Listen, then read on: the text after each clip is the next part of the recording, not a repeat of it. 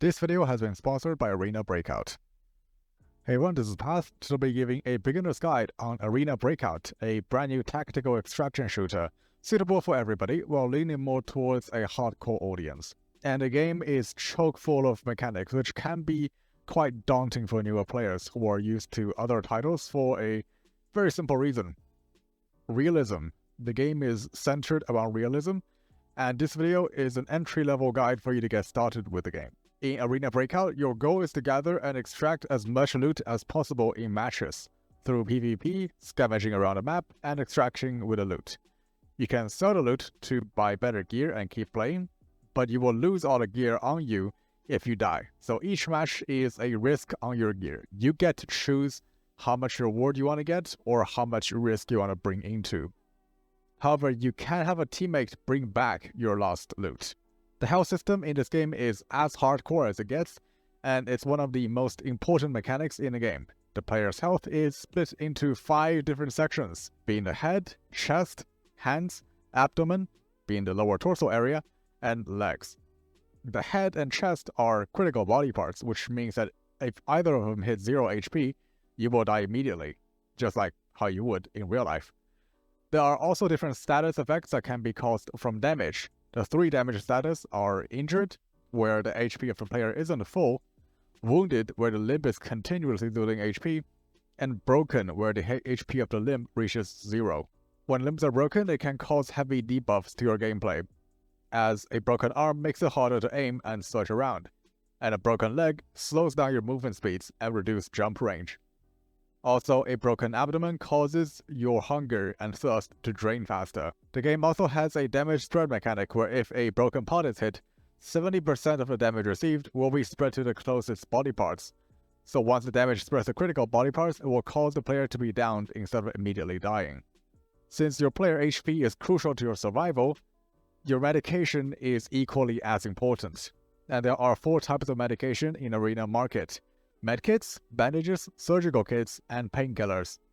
Medkits are the standard medical supply that are used to heal injured body parts. Bandages are to be used when you're wounded or continuously losing health. Surgical kits are to be used when a body part is broken. So these 3 will deal with different levels of injuries. And after using them, it will take some time to regain full mobility. Painkillers temporarily boost your stamina to improve mobility when a body part is broken, so you can treat it as a more aggressive engagement option. Combat gear in Arena Breakout can be divided into 3 types: headset, body armor, and helmets. Headsets will actually affect your hearing. The 2 main uses of headsets are noise reduction and sound pickup. Body armor protects the player's chest, abdomen, and other parts depending on the armor equipped. And a helmet obviously protects your head. The amount of protection varies upon the helmet equipped. The game has different ammo and armor levels, level 0 to 7 for ammo, and level 1 to 6 for armor, which indicates its penetration level. A level 0 bullet cannot penetrate wooden doors or any armor. Bullets being lower tier than the armor will cause them to be deflected or deal blunt damage, which means the damage will be significantly reduced. Let's say your bullet is level 4 and enemy has a level 5 or level 6 armor, then you will deal very little damage to that armor. Same tier or 1 tier higher will penetrate much better, and when the ammo is 2 tiers higher than the armor, it will fully penetrate and do 100% damage. The most optimized way to fight someone is through either headshots with good ammo, which will one-shot kill them or down them, or chest shots if ammo is 2 level higher, which will deal 100% of the damage. Alternatively, leg shots with level 0 ammo work as damage spreads out to the other body parts from the leg, and kills when the head's HP reaches 0 through damage spread. Grenades will one-shot up close, regardless of armor, but you are significantly more likely to survive if you have level 3 or above face shield attached to your helmet. You will survive, but will still take a lot of damage. You can also team kill with grenades, so be careful as they have some serious consequences on your merits and rewards. Looting is one of the most important aspects of Arena Breakout. There are 2 main methods of acquiring loot in a match, either hunting other players or by scavenging the remains. Killing players is more rewarding and also more fun, as you earn more money. However, it is also much riskier. On the contrary, if you just scavenge for loot, you will only come across low-value loot. You can find better loot in larger quantities in danger zones, But this doesn't mean you should ignore all the other places and only loot at these areas.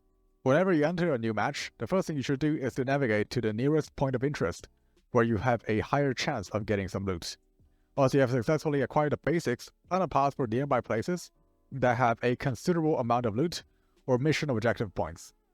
For example, on Farm, Villa, and the house in South Wheatfield hold pretty good loot, which you should go for when you spawn nearby. The northern route, Storage to Stables, is very good for players who want to avoid fights and hope for a relatively fast extraction while getting a pretty decent loot.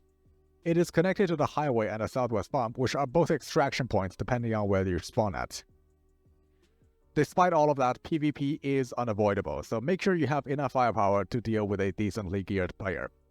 After a successful breakout, you will need to store your loot. It is always best practice to keep your storage tidy, so you can easily find what you need and make sure you always have enough space to at least play a few matches before you need to reorganize your storage.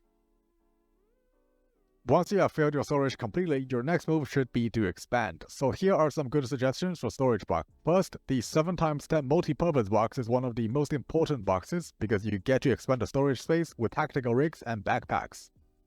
The 7x20 miscellaneous is a cheap alternative, but it only allows you to store miscellaneous items. The 7x15 armor box is definitely better than the multi-purpose box if you plan on only storing armor and helmets. But remember, rigs and armor rigs cannot be stored in this box. And finally, the 7x10 medic box is an extremely cheap and great option for storing medical items, and they will keep you alive. Once you reach level 5, you will have access to the market, which is a crucial part of the game as it allows you to buy items that will come in handy, especially in the late game such as high-level armor, helmets, ammo, and weapons such as the AX-50. Items that you bought from the market cannot be refunded, indicated by a supply marker that applies on items from events, missions, and the market. Although you can sell the same items if you acquired them from extraction or from trading, in which case you can sell them for higher prices for more money to buy other items, maybe even better items. You can get better trade options by leveling up, and the most valuable of the traders is DK, who is the third trader and trades high-tier items at cheaper prices. These trades are random, so you should always check to see what is available for trades. And that should cover the basics that you will need to know to dominate your next Arena Breakout match. And for the next video, we'll be going more in-depth on various topics such as the gunsmith and other game mechanics. But in the meantime, be sure to like the video if you enjoyed it, and if you missed anything, share them below in the comments and subscribe for more videos like these. Going on.